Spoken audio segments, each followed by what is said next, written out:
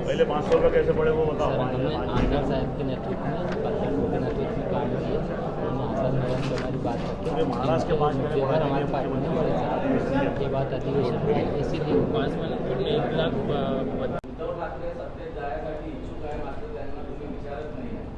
आघाडीत काही बिघाडी आहे का?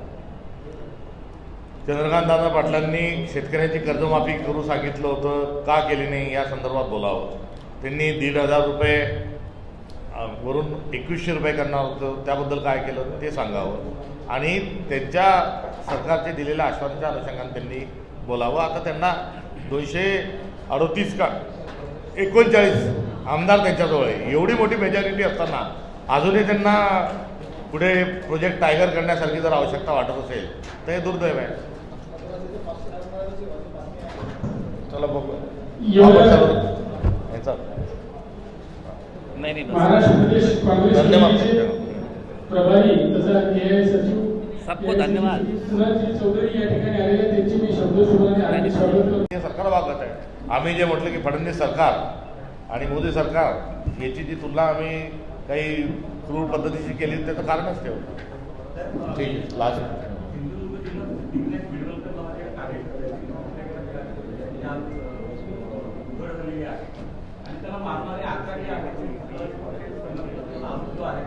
तिथे आतापर्यंत 27 अशा प्रकारचे मर्डर झालेले आहेत। मी त्या जिल्ह्यामध्ये जाऊन आलो आणि त्या जिल्ह्यामधल्या येणाऱ्या काळात या सर्व गोष्टींच्या अनुषंगानं आम्ही त्याही ठिकाणी संघर्षाची भूमिका आमची राहणार।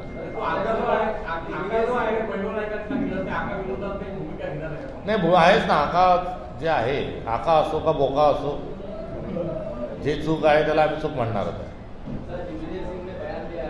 जावं त्यांची खरंच पत असेल, पंतप्रधान मोदींचं नावचा जप हे सातत्याने हे महाराष्ट्र सरकार करत असतं। या 3 ट्रिपल इंजिन सरकारने त्या ठिकाणी जावं आणि महाराष्ट्राचा एक विशेष पॅकेज आणून शेतकऱ्याची कर्जमाफी असेल ती कर्जमाफी करावी, आर्थिक विस्कटलेली घडी दुरुस्त करावी आणि केंद्र सरकारला महाराष्ट्रातला हवालदिल जो शेतकरी आहे त्या हवालदिल शेतकऱ्याच्या प्रश्नावर त्यांनी ध्यान आकर्षण करावं, ही सातत्याने आमची असणारी मागणी आहे। पुरता गव्हर्नन्स पूर्ण बिघडलेला आहे।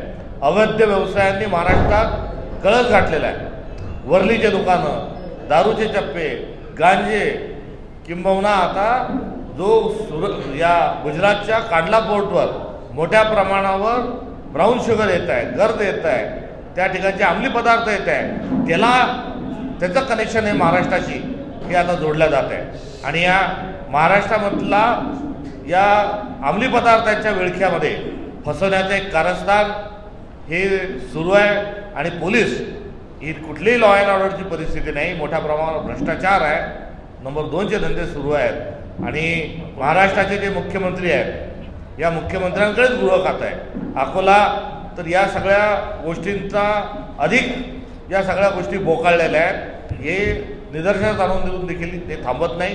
यामध्ये थेट गृह मंत्रालय आणि गृहमंत्र्यांचे हात ओले आहेत, हा आमचा आरोप आहे आणि हा आरोप केवळ आरोपापुरता मर्यादित नसून महाराष्ट्राला पूर्णवेळ गृहमंत्री नसणे आणि परिणामस्वरूप अत्यंत भयंकर अशा घटना या सर्वदूर घडत आहेत। या संदर्भात आम्ही याचा निषेध करतो। स्थानिक मुद्द्याच्या संदर्भात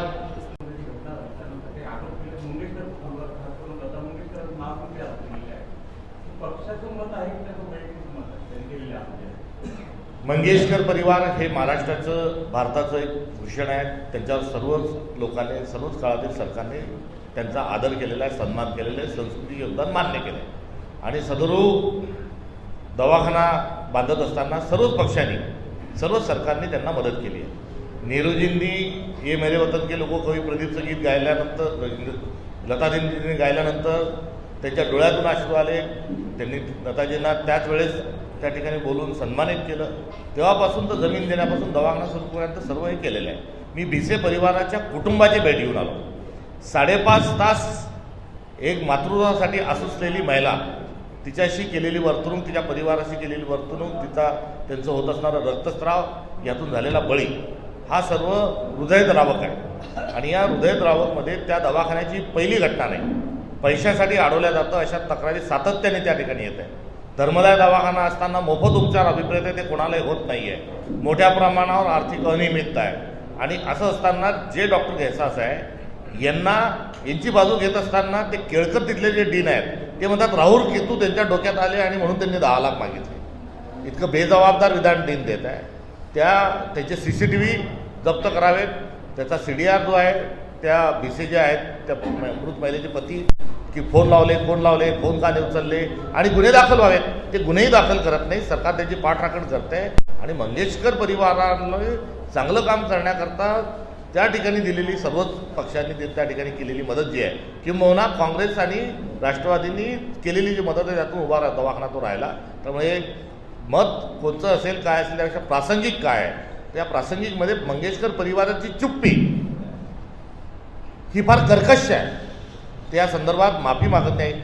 त्या भिसे परिवाराच्या सांत्वनाकरता मंगेशकर परिवारातील कोणीही गेलेलं नाही.